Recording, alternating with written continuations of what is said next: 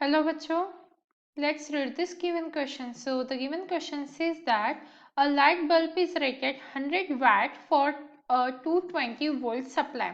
Find the peak voltage of the source. तो देखिए बच्चों, क्वेश्चन में हमें क्या बोला गया है कि हमारे पास एक लाइट बल्ब है जिसके ऊपर रेटिंग्स लिखी हुई है। तो वो रेटिंग्स क्या लिखी है? 100 वाट एंड 220 वोल्ट सप्लाई। और हमें इस बल्ब के लिए क्या फाइंड आउट करना है? इस बल्ब का जो मतलब ये जो सोर्स है इसके लिए हमें पीक वैल्यू फाइंड आउट करनी है।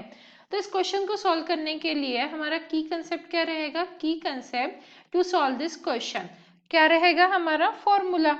मतलब फॉर्मूला क्या होता है हमारा? VRMS is equals to peak value divided by √2।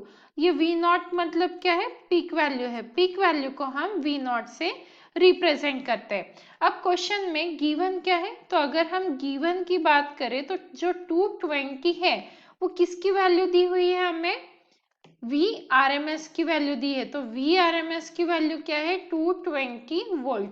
और हमें फाइंड आउट क्या करना है? V नॉट की वैल्यू फाइंड आउट करनी है।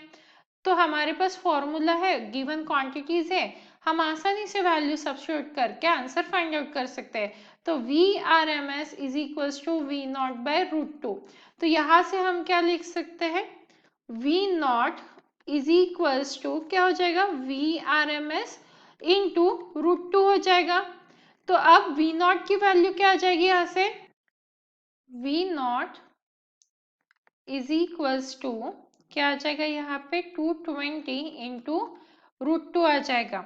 अब अगर हम इसका मल्टीप्लीकेशन करते हैं तो V naught is equals to क्या आ रहा है हमारा? 311.12, जिसे हम क्या कंसिडर कर सकते हैं? V naught is equals to 311 और यूनिट क्या आएगा? वोल्ट आएगा।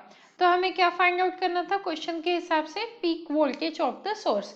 And hence the final answer for the given question, that is the peak voltage of the source is 311 volt. Hope you understood it well. Best of luck.